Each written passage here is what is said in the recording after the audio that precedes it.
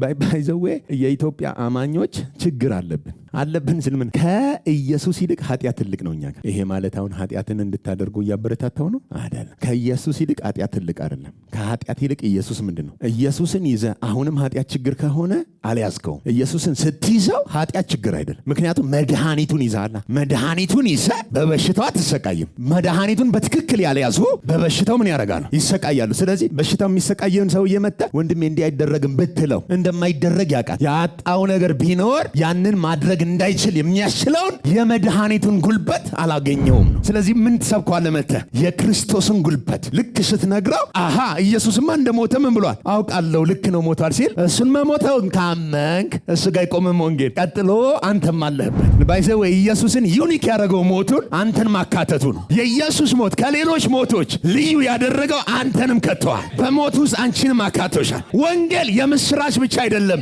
ወንጌል መርዶም ነው። መርዶም ምንድነው? ከዚህ በኋላ ለኃጢአት ያው እንዳትሆን፣ ለበሽታ ያው እንዳትሆን፣ ለመርገም ያው እንዳትሆን ተሰቅለሃል፣ ሞተሃል።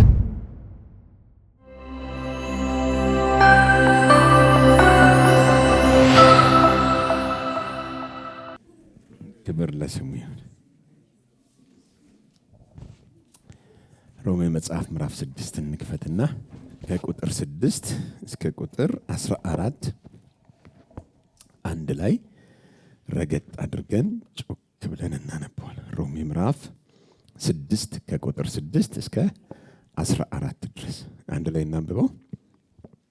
1 3 ከእንግዲህስ ወዲያ ለኃጢአት እንዳንገዛ የኃጢአት ሥጋ ይሻር ዘንድ አሮጌው ሰዋችን ከእርሱ ጋር እንደተሰቀለ እናውቃለን። የሞተስ ከኃጢአቱ ጸድቋልን። ነገር ግን ከክርስቶስ ጋር ከሞትን ከእርሱ ጋር ደግሞ በሕይወት እንድንኖር እናምናለን። ክርስቶስ ከሙታን ተነስቶ ወደፊት እንዳይሞት ሞትም ወደፊት እንዳይገዛው እናውቃለንና መሞትን አንድ ጊዜ ፈጽሞ ለኃጢአት ሞተዋልን፣ በሕይወት መኖርን ግን ለእግዚአብሔር ይኖራል። እንዲሁም እናንተ ደግሞ ለኃጢአት እንደሞታችሁ ግን በክርስቶስ ኢየሱስ በጌታችን ሆናችሁ ለእግዚአብሔር ሕያዋን እንደሆናችሁ ራሳችሁን ቁጠሩ። እንግዲህ ለምኞቱ እንድትታዘዙ በሚሞት ሰውነታችሁ አይንገስ። ብልቶቻችሁንም የአመፃ የጦር ዕቃ አድርጋችሁ ለኃጢአት አታቅርቡ። ነገር ግን ከሙታን ተለይታችሁ በሕይወት እንደምትኖሩ ራሳችሁን ለእግዚአብሔር አቅርቡ። ብልቶቻችሁም የጽድቅ የጦር ዕቃ አድርጋችሁ ለእግዚአብሔር አቅርቡ። ኃጢአት አይገዛችሁምና ከጸጋ በታች እንጂ ከሕግ በታች አይደላችሁ። አሜን። ሮሜ ምዕራፍ 6ን እንግዲህ እየቀጠቀጥን እየተማርን ዛሬ ቁጥር 11 ጀምረን እስከ 14 ያለውን እናያለን። የሮሜ መጽሐፍ ከገባን ከዘፍጥረት እስከ ራእይ ድረስ አጠቃላይ የእግዚአብሔር ሐሳብ መለኮታዊ ፕሮግራሙን ሰው ባጭሩ ይረዳል። ለምሳሌ በብሉይ ኪዳን ያለውን ታሪክ ላናቅ እንችላለን። ወደፊት ብዙ ነገር ላናቅ የምንችላቸው ከመጽሐፍ ክፍሎች ውስጥ ሊኖሩ ይችላል። ማቴዎስ ወንጌል፣ ማርቆስ ወንጌል፣ ዮሐንስ ወንጌል ብዙዎቹ ላይገቡን ይችላሉ።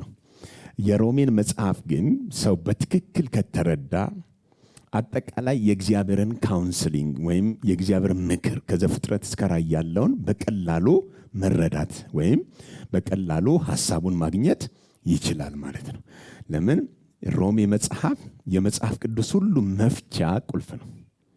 አጠቃላይ የመጽሐፍ ቅዱስ ሁሉ መፍቻ ምንድነው? ቁልፍ ነው።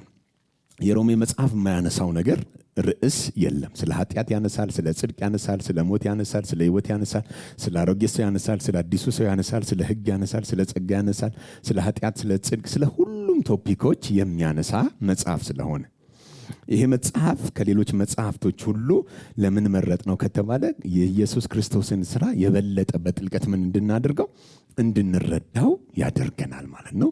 ባለፈው እንግዲህ ምዕራፍ 5 ሁለተኛውን ሲዝን ስንጀምር ምዕራፍ 5 ቁጥር 12 ጀምረን እስከ ምዕራፍ 8 ቁጥር 34 መጨረሻው ድረስ የሮሜ መጽሐፍ ሁለተኛውን ሲዝን ያወራል ብለን ነበር። ሮሜ መጽሐፍ ምዕራፍ 5 ቁጥር 12 ላይ ከአንድ ሰው ጋራ አገናኝቶ አንዱ አዳምንና አንዱን ጌታችን ኢየሱስ ክርስቶስን አነጻጽሮ ነው የሚያስቀምጥልን። በአንዱ በአዳም አለመታዘዝ ብዙዎች ኃጢአተኛ ይሆናሉ፣ በአንዱ በክርስቶስ መታዘዝ ደግሞ ብዙዎች ጻድቃን ይሆናሉ። የእኛ ዕጣ ፈንታ በአንዱ ነው እንጂ በእኛ ስራ የተወሰነ አይደለም። በአንዱ በአዳም አሊያም ደግሞ በአንዱ በኢየሱስ ክርስቶስ ስራ ነው ህይወታችን ዕጣ ፈንታችን ምን ያለው የተወሰነው። አሁን መጽሐፍ ቅዱሳችንን ስናጠና ሮሜ ምዕራፍ 6 ጀምሮ ከቁጥር 6 በተለይ አስረግጦ ይነግረናል። ምን ይላል? ከእንግዲህስ ወዲያ። ከየትኛው ወዲያ? ከክርስቶስ ኢየሱስ ጋር የተጠመቅን ሁላችን ክርስቶስ ኢየሱስን ሞቱን በሚመስል ሞት ሞተን ትንሣኤውን በሚመስል ትንሣኤ ደግሞ ከእርሱ ጋር ምን ብለናል? ተነስተናል ወይም ተባብረናል ብሎ በአዲስ ህይወት እንድንኖር ለኃጢአት እንደሞትን ይናገራል። ቁጥር 6 ላይ ከእንግዲህስ ወዲያ ከየትኛው?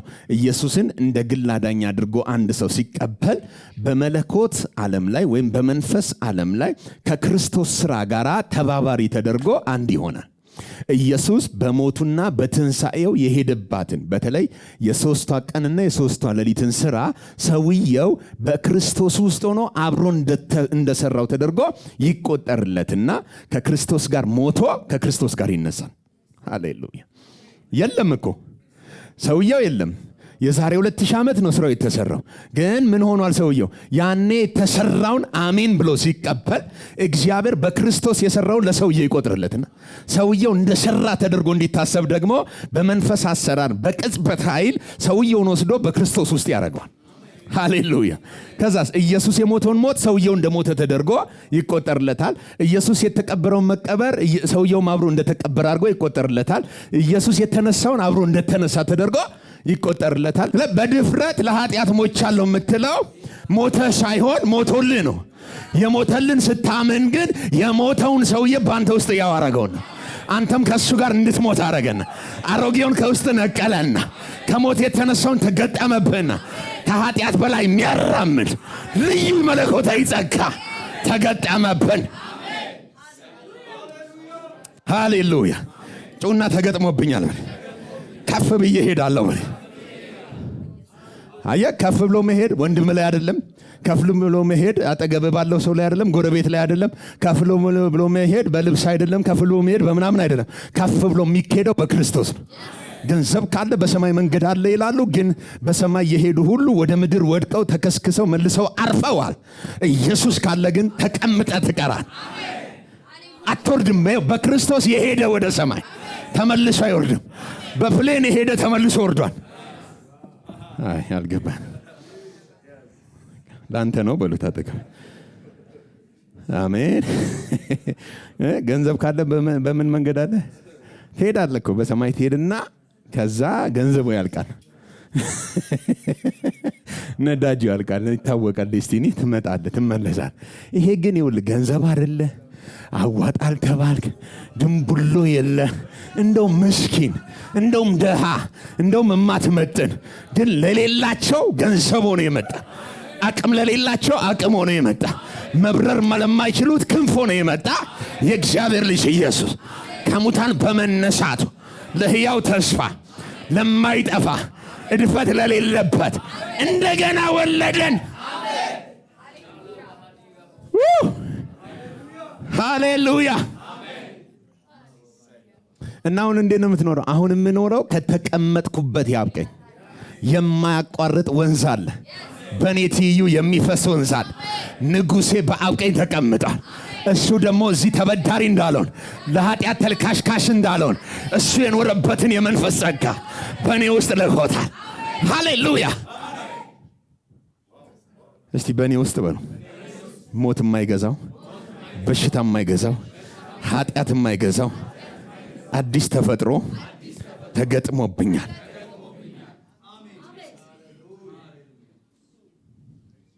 በስመ አብ።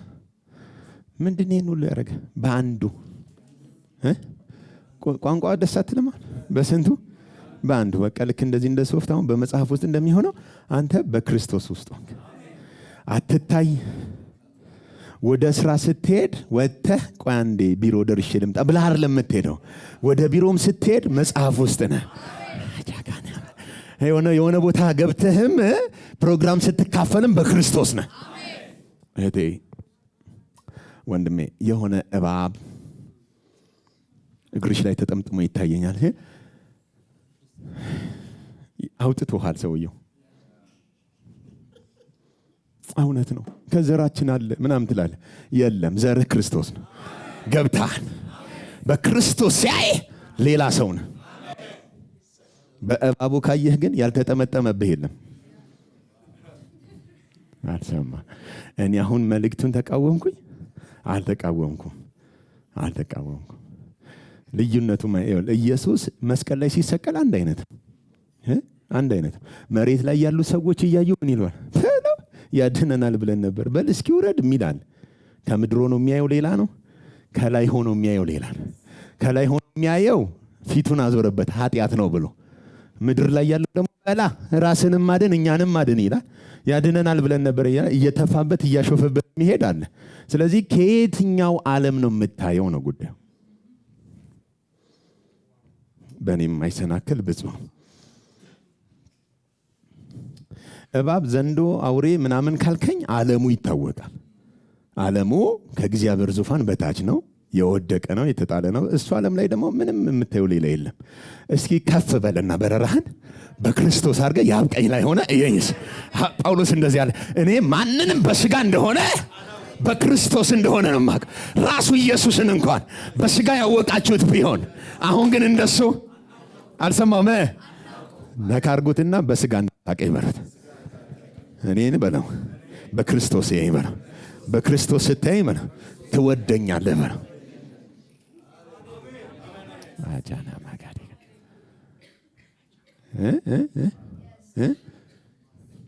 አሁን ሰፈሩን እየለየህ ነው።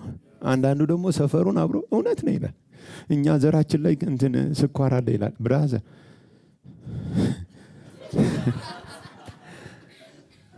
በእናትህ ከፍ በልበሉት ነገር በረራህን ከፍ አድርገው በል። በመንፈስ እኮ በአብ ቀኝ ተቀምጣል፣ አይቀየርም እኮ። ይሄኛው ግን ጭንቅላታችን ግን የእባቡ ሰፈር የሚውል ከሆነ፣ የበሽታ ሰፈር የሚውል ከሆነ፣ አሁንም ሌላ ነገር የሚያስብ ከሆነ ተጽዕኖ ፈጣሪ ህይወት አይገልጥም። ነገር ግን ነፍስ እግዚአብሔር በክርስቶስ አድርጎ ያስቀመጣት ቦታ ላይ እዛ ሰፈር የምትውል ከሆነ ሁሉን ወደ ታች ነው የምታየው። በአንዳች አትገዛ። ከሁሉ በላይ ገዢ ናት። በንግስና ትመላለስ። ኃጢአትን ትገዛዋለህ፣ በሽታን ትገዛዋለህ፣ ሞትን ትገዛዋለህ። ምንድነው ሲባል የገባበት ሰፈር ሳይ በቃ የሆነ ወገቡን ያልኩት ቋ ሲል የሰማሁት መንፈስ አለ በዚህ ጋር። አሜን። በቃ ተመቷል። አሁን ፈገግ እያለ ነው የምንሰማው። በቃ ተመቷል። ወገቡን ሲል አየሁት። ምንድን ነው የሚባለው? የዚህ የሚንሸራተተው ምንድን ነው የምትሉት? እሱ መንሸራተት አይደለም፣ ሾልኮ ሄዷል። አዲስ አሜን። ምን እንላለን? ጳውሎስ አለ አሮጌው ሰዋችን እንደተሰቀለ እናውቃለን። አማኝ ምንድን ነው የሚያውቀው? ይኸውልህ የዘር እርግማን እንዳለበት አይደለም የሚያውቀው። አሮጌው ሰሩ እንደተሰቀለ ነው የሚያውቀው። አሁን ከእሱ ጋር እንደሌለ ነው የሚያውቀው። በህይወቱ ላይ ስልጣን እንደሌለው ነው የሚያውቀው። ሁሌ የሚያውቀው ነገር አሮጌው ሰዋችን ምን እንዳለ ምን እንላለን? እውቀት። በደንብ ስሙ። ገላትያ ሮሜ አይደለም፣ እውቀት። ገላትያም ብለ ሮሜም ብለ ምናምንም ብለ ወንድሜ ክርስትና ትግል ነው ካልከኝ አላወቅም። እውቀት ምንድን ነው? አሮጌው ሰዋችን ከክርስቶስ ጋር ምን እንዳለ እንደተሰቀለ ምን እንላለን? በዚህ ጭንቅላት ነው የምንመላለሰው። ጠዋት ስንነሳ ጌታ ሆይ መንገዴን አደራ፣ ከኃጢአት ጋር እስከ ደም መፋሰስ አልተገላችሁም ብሏል። የትግል መንፈስ ምናምን ብላ አይደለም። ጠዋት ስትነሳ ተሰቅላል። መንገድ ላይ ታክሲ ውስጥ ስትገባ ተሰቅላል። ማታ ስተኛ ተሰቅላል። የሆነ ፈተና ሲመጣ ወጋው የኤልዛቤል መንፈስ ተሰቅላል። አሁን እኔ ሕያው ሆኜ ክርስቶስ በእኔ ምን ይላል?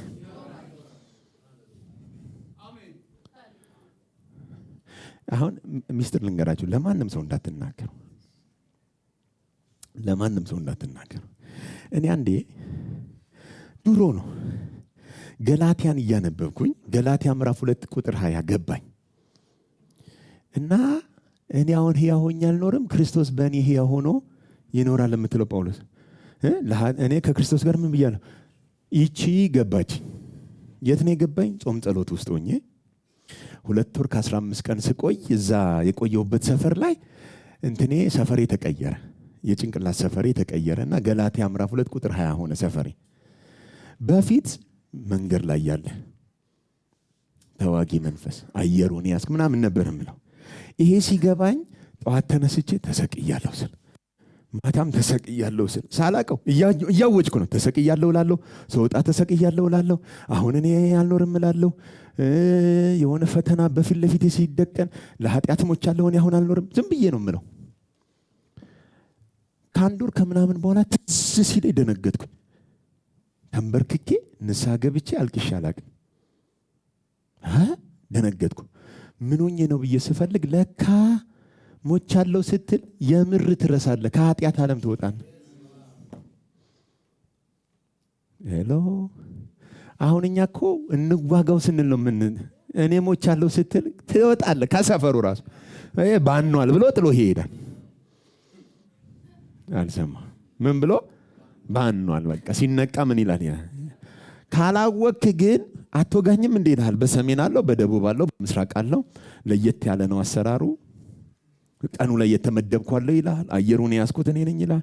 በመንገድ ላይ እንቅፋት ያረኩት እኔ ነኝ። የማይልህ ነገር የለም። እሱን ስትዘለዝል ስትወጋው ምናምን ስትል አንተን ራስን ይዞ ትምህርት ቤት እዚህ ጋር ሰርቶ በዚህም በኩል ምታ ይላል። ትመታለህ፣ በዚህም ምታ ይላል። ልክ በክርስቶስ የለሁም ስትል ግን የሚኖረው ማን ነው? ጌታ ኢየሱስ ነው የሚኖር። ጌታ ኢየሱስ ደግሞ በደረሰበት እየጨፈለቀ ይሄዳል እንጂ መንገዴን ያስክ ይላል። እዚህ ጋር በጣም ሚስጥር እንድትይዙ ፈልጋለሁ። ጳውሎስ አደገኛ ሚስጥር አነሳ። በጣም አደገኛ ሚስጥር። ቁጥር 7 ላይ ነገር ግን አለች ከክርስቶስ ጋር ከሞትን ከእርሱ ጋር ደግሞ በሕይወት እንድንኖር እናምናለን። አየ ማወቅ አለ ደግሞ አንድ የምናምነው አለ። ምንድነው የምናምነው? ከክርስቶስ ጋር ከሞትን ከእርሱ ጋር በሕይወት እንደምንኖር ምን እንላለን? እናምናለን። ስለዚህ አሁን የምንኖረው በሕይወት ከማን ጋር ነው? እርግጠኛ ናችሁ? ከክርስቶስ ጋር ከሞትን ከክርስቶስ ጋር በሕይወት እንደምንኖር ምን እንላለን? እናምናለን ይላል። ኦኬ ቁጥር 9 ክርስቶስ ከሙታን ተነስቷል፣ ወደፊትም እንዳይሞት ሞትም ወደፊት ምን እንዳይነው እንዳይገዛው እናውቃለን። ይቺ ደግሞ ሌላ ቁልፍ ናት። ቅድምም ብሎናል ከክርስቶስ ጋር እንደተሰቀለ አሮጌ ሰዋችን ምን እንላለን? ኦኬ አሁን ደግሞ ሁለተኛው እውቀት ነገረን። ክርስቶስ ተመልሶ እንደማይሞት ሞት እንደማይገዛው እናውቃለን። እሺ መሞትን ስንት ጊዜ? አንድ ጊዜ ፈጽሞ ለምን? ለኃጢአት ምን ብሏል? ሞቷል። መሞትን ስንት ጊዜ ነው የሞተው? አንድ ጊዜ ነው የሞተው። ፈጽሞ ነው የሞተው። ለማን ነው የሞተው? ለኃጢአት። እዚህ ጋር ለሃማርቲያኖ ሳይሆን የሞተው ለምንድን ነው? ሃማርቲያ ማለትም ለግንዱ ነው የሞተው። ለዋናው ለቅርንጫፍ ለብቻው አይደለም የሞተው፣ ግንዱን ነው ከስሩ ነቅንቆ ኢየሱስ ነቅሎ የገደለው። ለኃጢአት ምን ብሏል አለ? ሞቷልና። ኦኬ ሁለተኛ ቆሮንቶስ ምዕራፍ 5 ቁጥር 1 ላይ ምን ይለናል? ኃጢአት ያላወቀውን እርሱን ስለ እኛ ምን አደረገው? ኃጢአት አደረገው። ኃጢአት ምን ያላለውን? ኃጢአት ያላወቀውን። ኃጢአት አሳወቀው አይደለም ያለን፣ ያላወቀውን ምን አደረገው? ኃጢአተኛ አደረገው ወይስ ኃጢአት?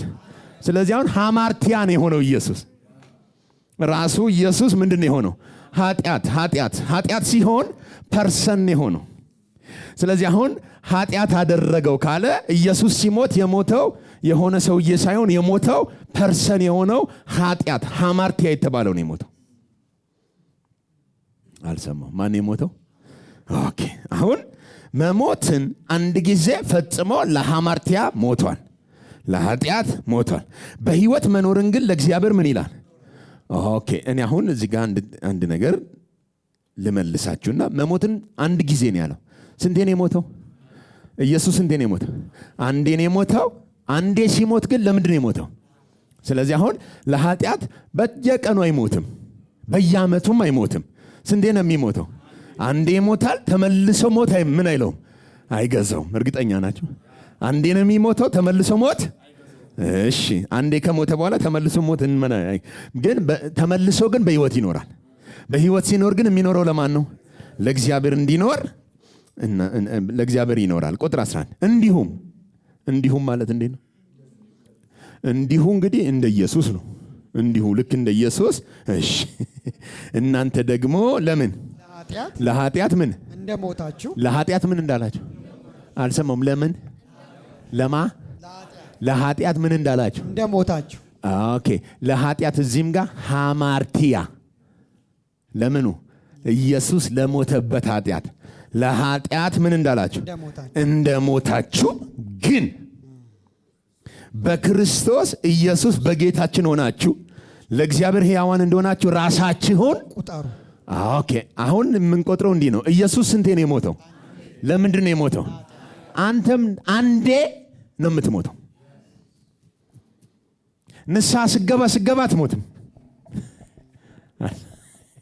ስንቴ? እስኪ አንዴ በሉ።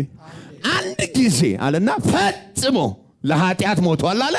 እናንተም እንደዚሁ እንደማን? እንደ ኢየሱስ። ከማን ጋር? ከክርስቶስ ጋር ለኃጢአት ምን እንዳላችሁ እንደሞታችሁ ራሳችሁ ምን በሉ።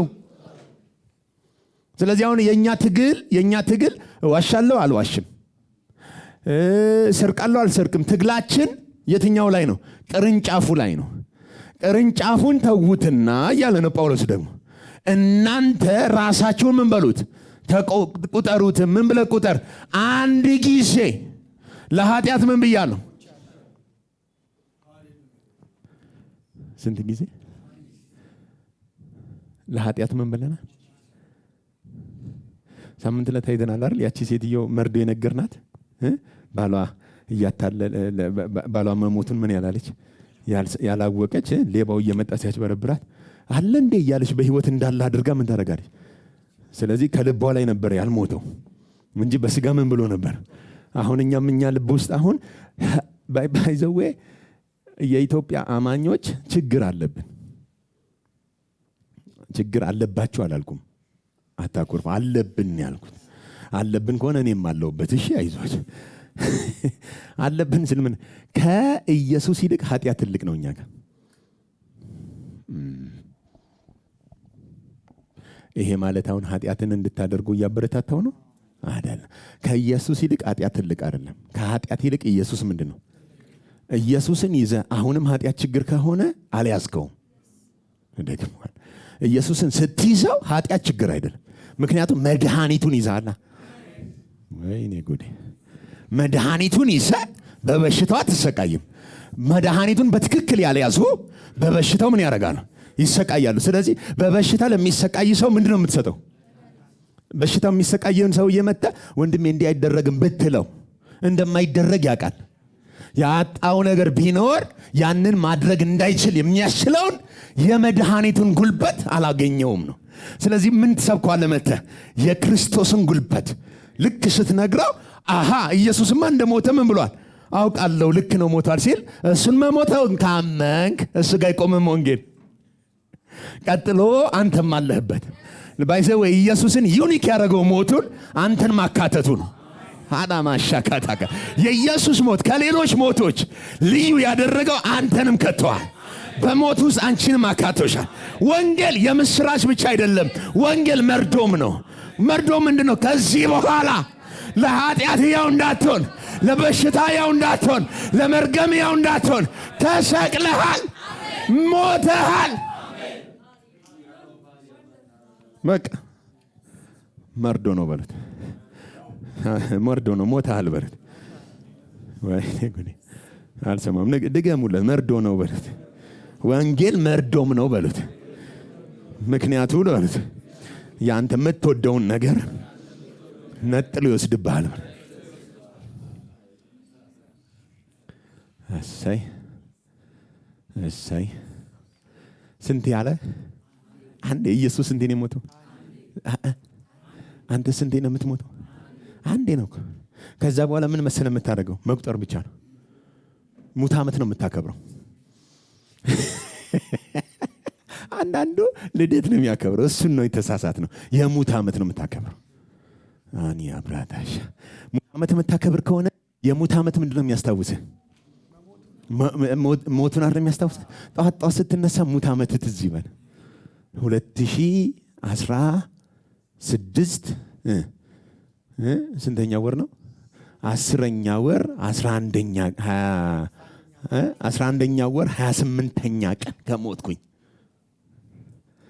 ከነገ ወዲያ ስትነ እየደገምክ እየቆጠርክ በየቀኑ ምንድነው ማድረግ ያለብህ? ራሳቸውን ምን በሉ?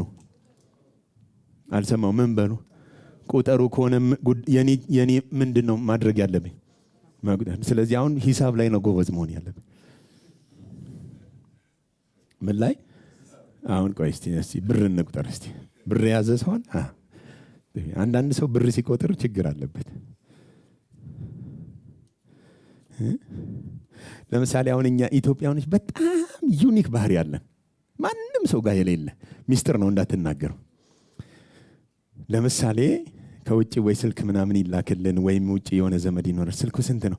$200 ነው የገዛሁት ካለ በእኛ ስንት ነው?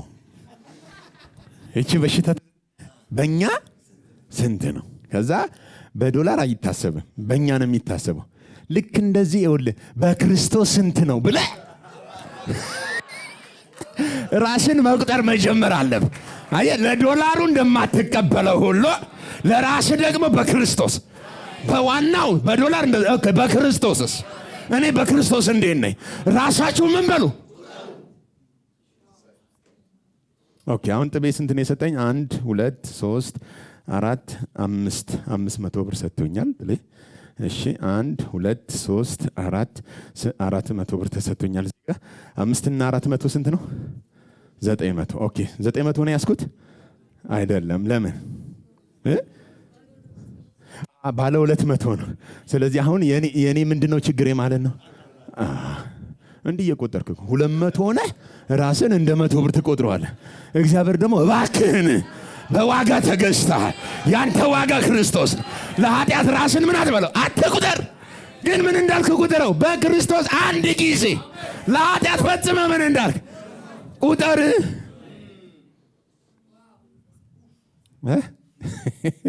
ቁጠር አልሰማው ምን በል። እሺ አሁን ይሄ ደግሞ 1000 2000 3000 4000 5000 ብልስ አሁንም ምንድነው ችግሬ? አንዳንዱ ደግሞ ከተሰጠው በላይ በትዕቢት ተነፍቶ የዳቢሎስን ጫማ ካላሰርኩም ይላል። ከኔ ውጪ ወደ ውጪ የሚል ማለት ነው አይደል? ከክርስቶስ ውጪ ነው ወደ ውጪ። አያቆጣጠር አየው ውሃ ልኮ አሁን ትክክል ሲሆን አየው። አንዳንዱ ከማን ውጪ ይላል? ከኔ ውጪ የሚል አለ። እኛ የምንፈልገው አንተን አይደለም። እኔ ጋር አሁን ምን አለ? ምንም እኮ የለም። እንደዚህ የምትስቀው እንጆ የምታደርገው ያፌ ቃል ይመስላል።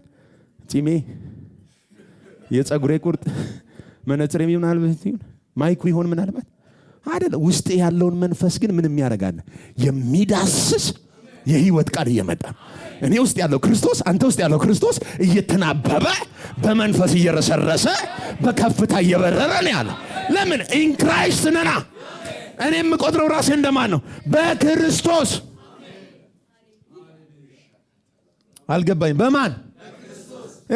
እኛውን የተወለድንበት ሀገር ኢትዮጵያ ስለሆነ ያደግነው እዚህ ኢትዮጵያ ስለሆነ ከኢትዮጵያ እንኳን ወጥቶ አንዳንድ ሰው ወጥቶ አሜሪካ ምናምን እየኖረ የሚኖረው አሜሪካ ነው፣ የሚከፈለው በዶላር ነው።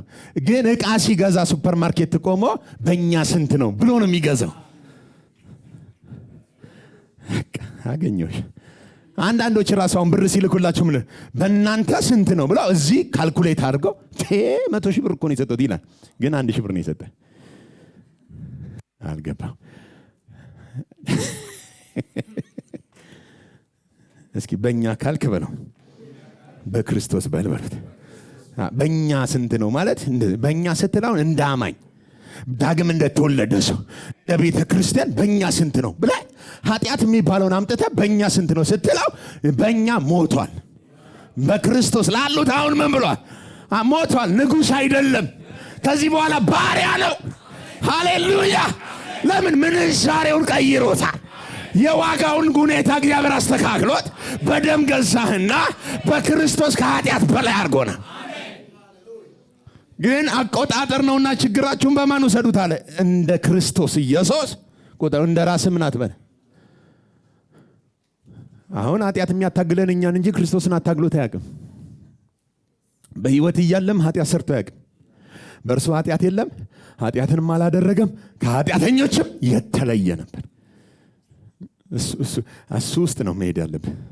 ይዘህ ዋጋህን ወክ እያደረግ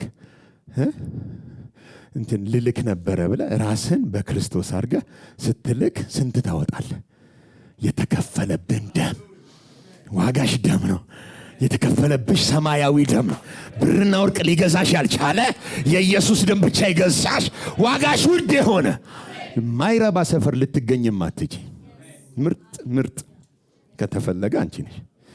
አልሰማው ማን እስኪ ተገዝቻለሁ ማለት ቁጠሩት። ምን በሉት? በቃ አሁን የኔ ስራ ምን ነው መሆን ያለበት ማለት አሁን እኛ ይኸውላችሁ ለኃጢአት ምን እንዳላችሁ ነው የሚለው? እንደ ሞታችሁ ቁጠሩ አይደል የሚለው? ኃጢአት ውስጡ መዘዞች አሉት። ካሉት መዘዞች መካከል አንደኛው በሽታ ነው። አንደኛው መርገም ነው። በረከት የለውም ባይዘው የለው። ግን ለኃጢአት ስትሞት ኃጢአት ውስጡ በሽታ አለው፣ መርገም አለው። በላብ በዘወዝ ምናምን ብላ የሚለው አይደል? በደዌ መድቀቅ አለ ምናምን። እነዚህ ሁሉ ተጓዳኝ በረከቶች አሉት ኃጢአት አሉት። እና አንተ የሞትከው ለምንድን ነው? በቃ ለኃጢአት ሞተህ፣ ለበሽታ ግን ሕያው አይደለም። ተጓዳኞቹም አብረው ለተጓዳኞቹም አብረህ ምን ብላ ሞታል። ስለዚህ አሁን እንትን ጉንፋን ነው መሰለኝ እንትን ጨጓራዬ ምናምን ብለህ ማሞካሸት አይፈቀድልም። ሲመጣ ራሱ ፈገግ ብለህ ሞቻለሁ። የምሬን እኮ ነው። አሁን እኮ ቁጥር ከሆነ ምንድን ነው? እኔ እኮ አሁን ስለ ቁጥር ነው እኮ። ሂሳብ ደግሞ እኔ ብዙ ቁጥር አልችልም። ብዙ ጊዜ እረሳለሁ። እዚህ ኪስ ያረኩትን ወይ ኮታውን ወይ ላውንደሪ ሲገባ ነው የሚገኘው ብር እረሳዋለሁ። ኃጢአትን እንዲህ ነው መርሳት ያለብህ። በቃ ህይወትህ ላይ እንትን ብለህ ምናምን አይደለም። በሽታ እንዲህ ነው መርሳት ያለ። አንተ በቃ ሞታላ ወይኔ እንዴት በቃ አሁን የቀበርከው ሰው የረሳኸው የለም? ከቤተሰብ አባል አንዳንዴ አመቱ ደረሰ ሲባል ትዝ የሚልህ ወይ ፎቶውን ስታይ ትዝ የሚልህ ወይ ስለሱ ታሪክ ሲወራ ብቻ ትዝ የሚልህ። ከዛ ውጪ በህይወት ስትኖር ትዝ የማይልህ እኮ ብዙ ሰው አለ። ግን ሄደህ ራስህ ምን ያልከው የቀበርከው። ልክ እንደዛ በሽታን መርሳት አለብህ። የሆነ ሞት መርገም ምናምን የሆነ ሰበራ ሲባል መርሳት አለብህ። እኔ የሚሰበርም የማሰብረውም ነገር የለኝም። አለቀ። ከክርስቶስ የሰለለ እኔ በጾም ጸሎቴ የማሰብረው አንዳች ጉልበት ያለው መርገም አልሰማው። ስለዚህ አንተ እንደው ለመርገም ለራሱ ሞታል። አልሰማው። ምን ብለሃል? ለበሽታ ምን ብለሃል? ለኃጢአት ምን ብለሃል? ለምሳሌ አንድ ሰው ወንጀል ቢሰራ እና በህግ ቢጠየቅ አቃቢ ህግ ወይም ምናምን ከሶት የሆነ ፍርድ ቤት ላይ ተፈልጎ ይቅረብ የሚባል በመጥሪያው አልመጣ ቢል አንድ ሰው ተፈልጎ ይቅረብ ተብሎ ትእዛዝ ቢወጣበት ከፍርድ ቤት እና ማዘዣውን ይዘው እየፈለጉ ሲደርሱ ሰውየው ጋር እቤቱ ሞተው ቢያገኙት ያዙ ቃሬዛውን ብሎ ፍርድ ቤት ይዘውት ይመጣል። ምንድን ነው የሚሉት? ይኸውልህ መርገም ፈልጎ የት ሰፈር ነው እያለ ሲመጣ ይኸውልህ አንተ ጋር ሲደርስ የሚያገኝህ ሞተ ነው።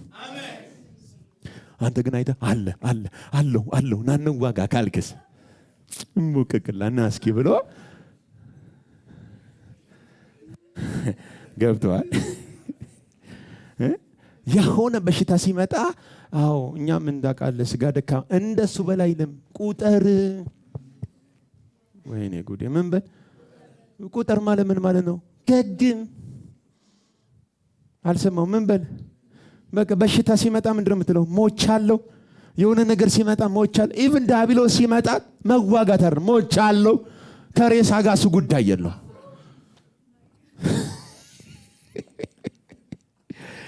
ትቀጥላለህ ወይስ ትሞታለህ? በሉት ሲያጠገባቸው አልሰማው። ድገሙለት እስኪ። ትቀጥላለህ ወይስ ትሞታለህ በሉት።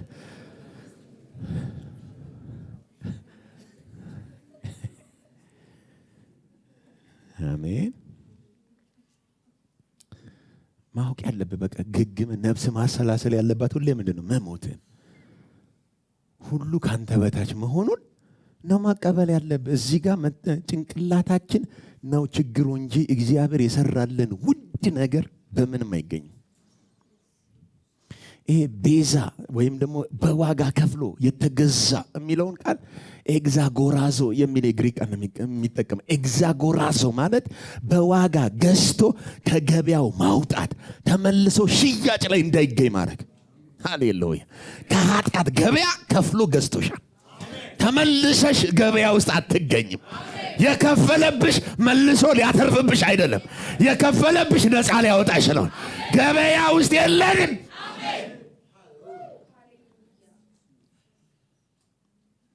ሄሎ ሄሎ፣ ንገረው። ሞቻለሁ በሉት። ምን ብለሃል? ለቱሪና ፋወሬ ሲመጣ ሞቻለሁ። እኔ አሁን ሕያው ሆኜ አልኖርም። ጌታ ስሙ ይባል። በእኔ የሚኖር ማን ነው? አሁን አለ መሞትን ለኃጢአት እንደ ሞታችሁ ቁጠሩ። ምን በሉ? አልሰማው። ምን በሉ? መቁጠር። ጠዋት ተነስተ መቁጠር። ባይዘው ክርስትና የመቁጠር ነው። ምን የማድረግ? የቆጠርከውን ነው የምትሆነው። ያልቆጠርከው እንዴት ትሆናለህ?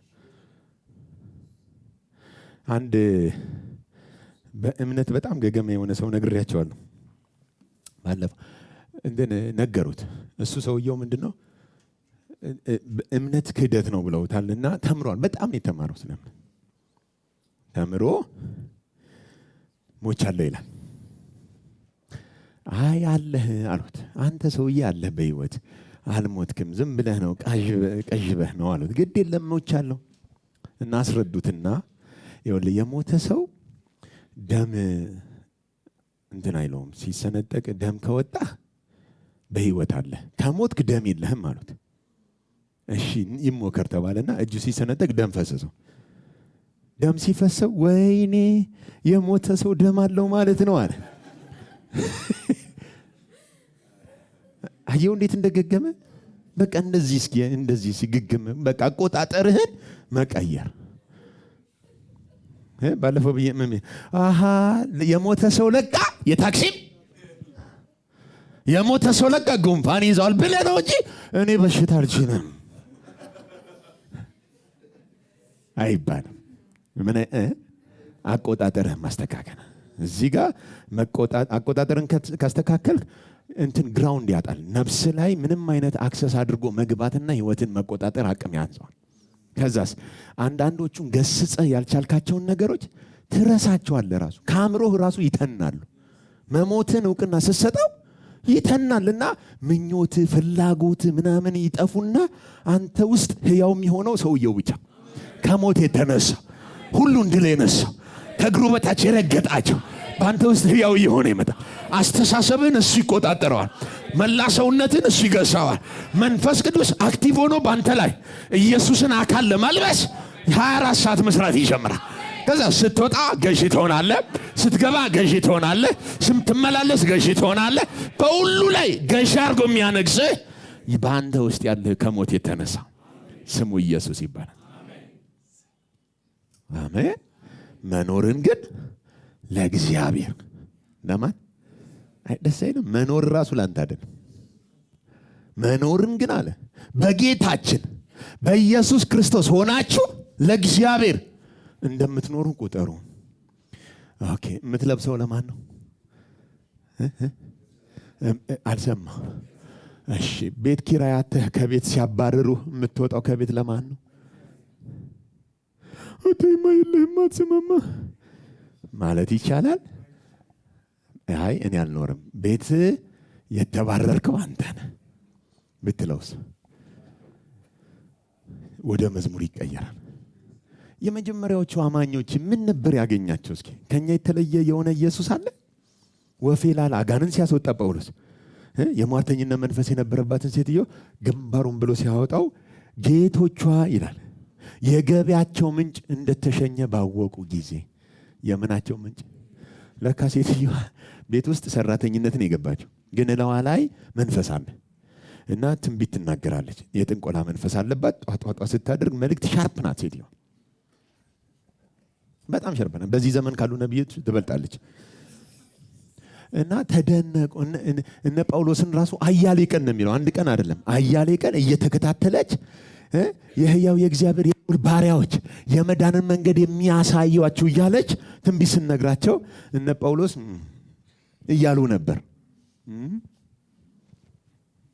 ምክንያቱም የልዑል ባሪያ ነው፣ የመዳን መንገድ የሚያሳይ ነው። ይሄ አሁን ሻርፕ አይደል? እና አያሌ ቀን የሚለው ትንቢቱ ትክክል ስለሆነ ረስቶታል። አንድ ቀን ግን መንፈሱ ታወከ ይላል።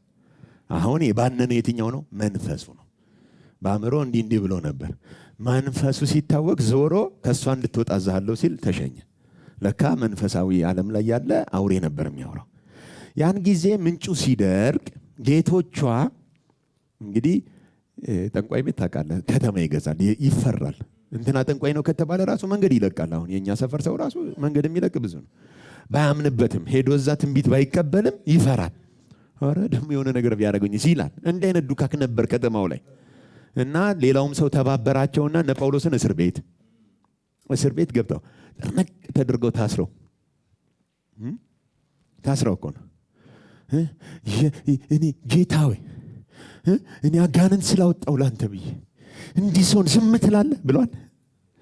በዜማ እግዚአብሔርን ምን ይሉ ነበር? ምንድን ነው ጭንቅላት እዚህ ውስጥ የሆነ ነገር ካልተቀየረ አጋንንት ወንጀል ሰርተህ ግባ እኮ ችግር የለው።